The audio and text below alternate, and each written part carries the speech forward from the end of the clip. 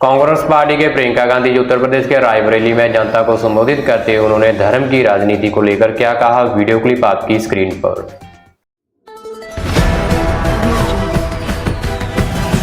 नया राजनीतिक सिलसिला जो 10 सालों से इस देश में हावी है, इसके नेता सोचते हैं कि धर्म की बात करो, भगवान के नाम पे वोट ले लो, सत्ता ले लो, उसके बाद जनता की समस्याओं को हल करने की जरूरत नहीं है, क्योंकि वोट तो मिलना ही है। बहनों और भाइयों, मैं तो घरों में जाती हूँ सबके, मुझे महिलाएं कहती हैं दीदी पानी नहीं है, बिजली नहीं है, महंगाई इतनी है, हम त्योहार आता है घबराहट होती है कि कैसे खरीदेंगे हम सामान, मेहमान आएंगे खाना कैसे बनाएंगे, हमारी सड़क की मरम्मत नहीं हुई है, साल हो गए।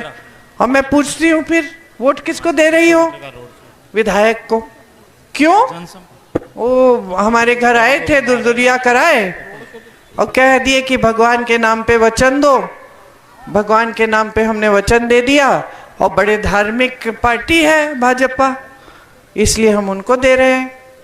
तो फिर आप 2 बार उनको दे चुके, और तीसरी बार और देंगे, 5 साल आपके और गवा देंगे ये, क्योंकि ये जानते हैं। मैंने समझाया कि बहन, बार बार तुम वोट दे रही हो क्योंकि ये भगवान का नाम ले रहे हैं या आपको कह रहे हैं कि बड़ी धार्मिक हैं, लेकिन आपका काम नहीं कर रहे हैं, तो विधायक तो अब आते भी नहीं हैं।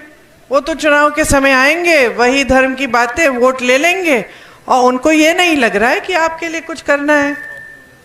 तो अगर उनको ये लगेगा नहीं तो काम ही बंद हो जाएगा। तो यही हो रहा है। तो सोची, कहीं ठीक बात कह रही हो आप।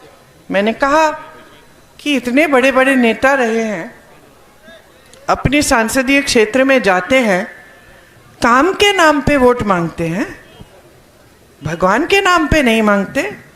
कौन से भगवान कहते हैं कि इस पार्टी को दो, उस पार्टी को दो? को सदस्यता कर रखी है किसी पार्टी की भगवान ने? भगवान तो यही कहते हैं कि सच्चा जीवन जीवन अपने जीवन में सच्चाई से जियो, ईमानदारी से काम करो, सबसे अच्छा व्यवहार रखो, सबको खुश रखो, खुद खुश रहो। सारे संत, सारे महात्मा, सारे गुरु, सारे धर्म, सारे भगवान, सबने यही कहा है। किसी ने कभी ऐसा नहीं कहा कि इस पार्टी को दो, उस पार्टी को दो।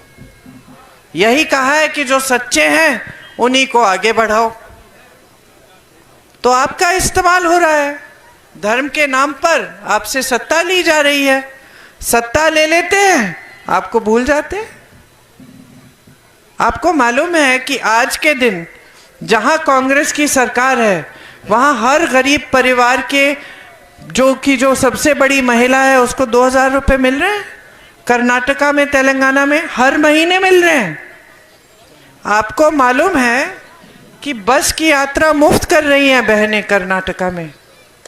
कि ये जो आवारा पशु की समस्या है जिससे आप जूझ रहे हैं, जिसको हल करने के लिए मोदी जी की सरकार ने कुछ नहीं किया, हमारी छत्तीसगढ़ की सरकार ने बढ़िया गौशालाएं बनाई, गोबर खरीदी, आपको आपके स्वयं सेवा समूह जोड़ दिए गौशालाओं के साथ, और आपको रोजगार भी मिला।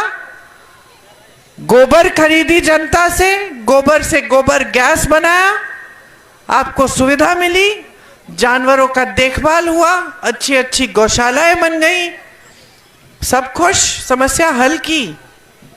आपको मालूम है कि छत्तीसगढ़, राजस्थान और मध्य प्रदेश में जब हमारी सरकार थी, हमने किसानों के कर्ज माफ किए, मालूम है? आपको मालूम है कि राजस्थान में जब हमारी सरकार रही 6 महीनों पहले, हमने 25 लाख का बीमा सिर्फ स्वास्थ्य सेवाओं के लिए किया।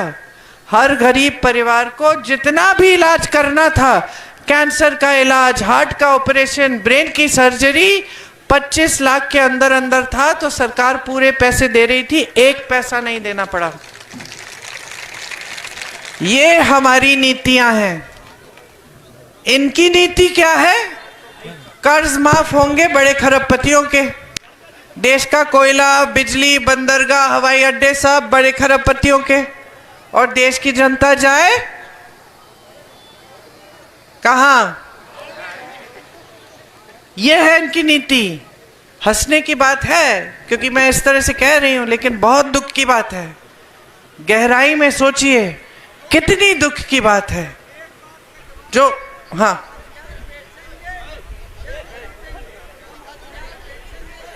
अब ये तो आपने बहुत ही बड़ा गंभीर सवाल कर लिया है, इसका बाद में मैं जवाब दूंगी। किससे?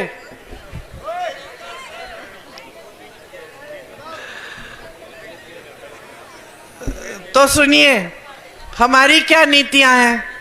रायबरेली में रेल कोच फैक्ट्री आई, एनटीपीसी सेल आया, बड़ा एम्स का अस्पताल आया, यहाँ जो फ्लाईओवर आधा पड़ा हुआ है मोदी जी ने उसका उद्घाटन किया, लेकिन उसकी शुरुआत तो सोनिया जी ने कराई थी।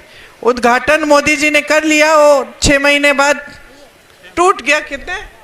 1 महीने बाद टूट गया और अभी तक मरम्मत नहीं हुई है। तमाम हाईवे सोनिया जी के समय आए, आईटीआई इंदिरा जी के समय आए। Thanks for watching this video. ऐसी और वीडियो के लिए हमारे फेसबुक पेज को फॉलो करें, यूट्यूब चैनल को सब्सक्राइब करें, साथ ही साथ बेल आइकन को जरूर प्रेस करें ताकि आने वाली हर वीडियो का नोटिफिकेशन आपको मिलता रहे।